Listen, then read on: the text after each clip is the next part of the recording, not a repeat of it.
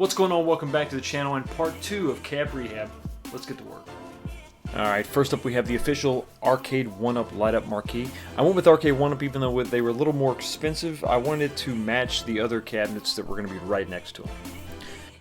Loosen up the 2 screws that hold the marquee in place, and then a third screw on the side just to help you sort of pry those sides apart.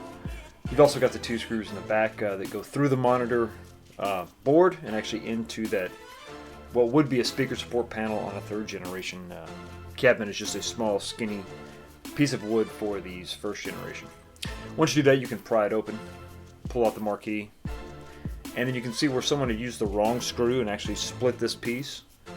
It's a really soft MDF, so it doesn't take much, but when you use the wrong screw that's longer and a little thicker, you can see the one on the left is the correct screw.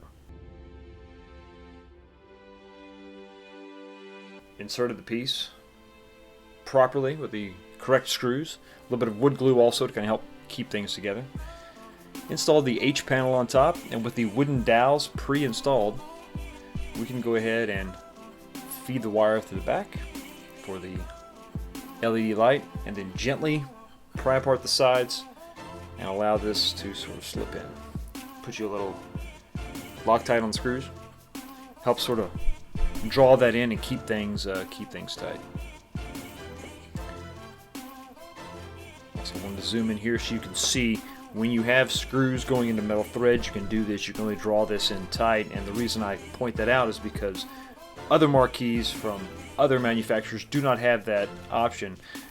Really referring to the one that I have on my Teenage Mutant Ninja Turtle cabinet. Alright, let's go around to the back. Let's take off that back cover so that we can have access to the PCB. Now the marquee comes with instructions for mounting in a 1st generation or the 3rd generation cabinet. We're going to be obviously using the diagram 13A for the 1st gen cabinet. It's important to note that one of the female ends is smaller to accept the wire coming from the marquee, and the larger, I think that's 5.2 millimeter connections, are for the main power coming into the cabinet. So we remove from the PCB, plug it into the Y adapter. We've already got the other end plugged into the marquee, and this goes directly into the PCB. Pretty straightforward.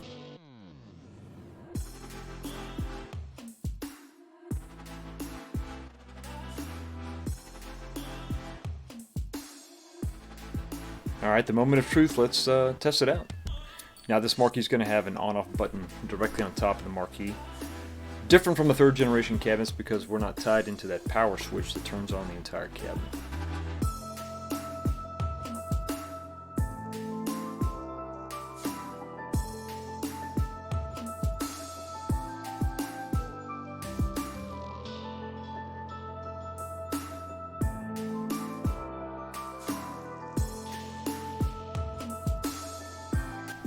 Alright, now for that plug and play way to add more games. Now we're not actually going to add more games, we're just going to swap out the board for the one on the Final Fight cabinet.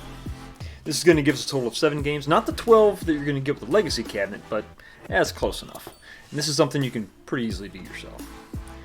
Take off the screws, remove the total housing, and then go ahead and unplug all your connections. Be very careful not to pull on the wires. Try to use the actual plugs themselves where you can. Use a plastic spudger if necessary. Take off the ground screw, pull the ground cable out of the way, and there you go. This is the new Final Fight board that I ordered off eBay. You can tell because it says FF. I mean, to be honest, I don't know. This could be the same game board that I have now. So let's plug it all in. Screw it back to the back of the monitor and hope it's an actual Final Fight board. You never really know with these eBay listings, but you know, what the hell.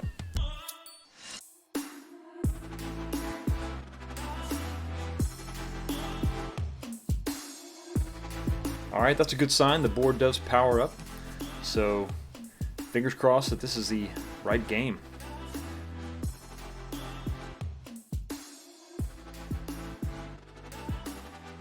Success. Nice.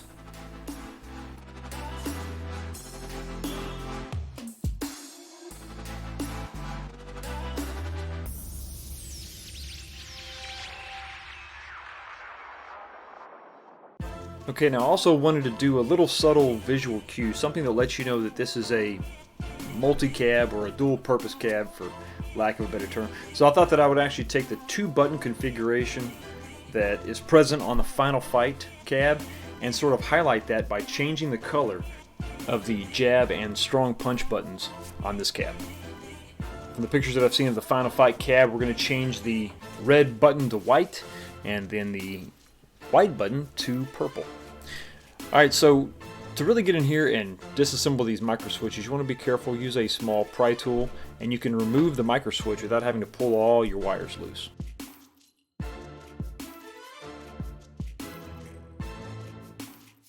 These buttons. So once you get that out of the way, squeeze the sides, and it just drops right out of the control panel.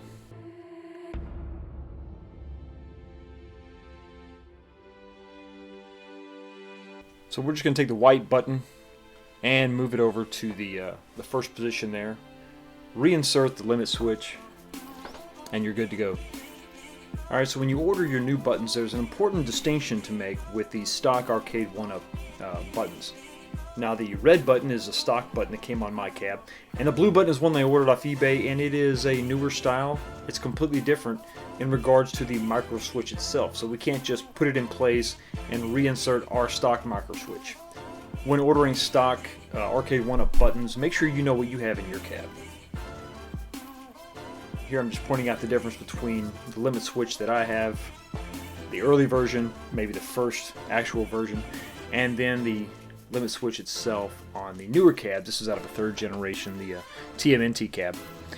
And I went ahead and took the button apart so you can see how it's assembled. Now, we saw how easy it was to pop out the micro switch on the old style, but this is actually part of the button. So I'm not sure you can really, I'm sure there's a way to disassemble this, but it's all the same mechanical device. So you really can't swap these switches out very easily. The switch itself, you're going to have to replace the entire switch and button. But you just line the sides back up, snap it in place, and then you'll see that the limit switch or the micro switch is not fully seated. So go ahead and just press the button and you'll see it click into place. An important thing to know that if you do want to swap these buttons out, they are going to plug into the stock encoder or the 1st generation encoder. That's not going to be a problem. So when you get these buttons, make sure you get the wires that came with that specific button. You see, it's going to plug in just fine. No issue there. So just insert your buttons and route the wires.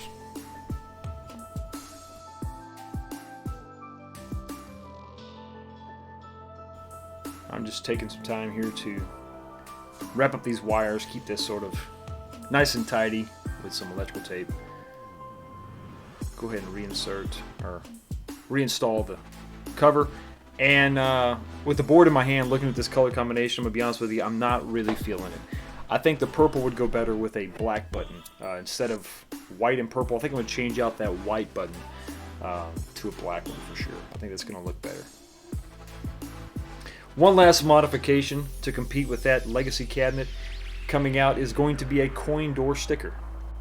Now, this is going to be the perfect size to cover up 2 of the game decals while retaining the top one. So I think that's going to be the best way to go. Ideally, I would have probably taken this panel and just flipped it over, but the backside was brown, and I didn't want to have to try to paint that or maybe recover that. So I think this is going to look good. We're going to still retain the main game decal, cover up the other 2.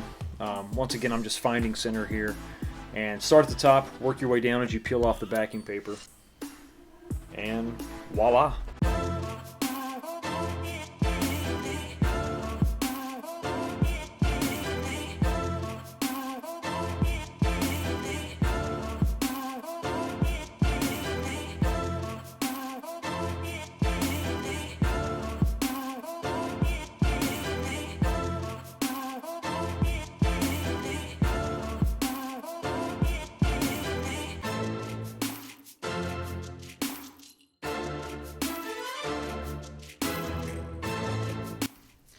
Alright, so with Arcade1up CES announcement of the Capcom Legacy Cabinet, that kind of gave us some competition that I didn't really have when I started the project. But it gave me a price point to try to stay under for this project to sort of make sense. So, how did I do? Okay, so I paid $150 for the cab, another $45 for the riser, $80 for the lit marquee, $23 for the CPO, that control panel overlay, $24 for the riser decal, $20 for the coin door decal. I paid $60 for the Final Fight PCB. Now that's probably $20 more than you would pay if Arcade1up had this in stock on their website. Let's go with that $60 amount because that's what I paid. Throw in another $10 for the bat tops, and I came in right at $412. Now you could say the tax on the Legacy cab is going to push that price to closer to $450, and that's a good point, but I think I really wanted to stay much lower than $400, maybe $375, $350 was a dream, but I think this kind of gives you a realistic look at what it would cost to get a cab to this quality, to this level. One thing worth mentioning is the fact that these new Legacy cabinets are on the way. Come March, I think we're going to see a huge secondary market for all these first generation and second generation cabs. Now what that means for you is you're probably going to be able to pick up a cab with the riser for 150, maybe even $100, and that's going to lower the cost of your total project substantially. And when you can get your hands on a cab for that cheap, I think people that are a little more timid as far as modding goes are going to be a little braver because, you know, the barrier to entry is so low. Alright, that's going to do it for Cab Rehab, but stay tuned to the channel because you're going to see this cab again in future episodes where we do other modifications. Thanks so much for stopping by. If you enjoy the content, if you like the videos, consider subscribing, smash that like button on your way out. Y'all have a blessed day, and I will see you next time.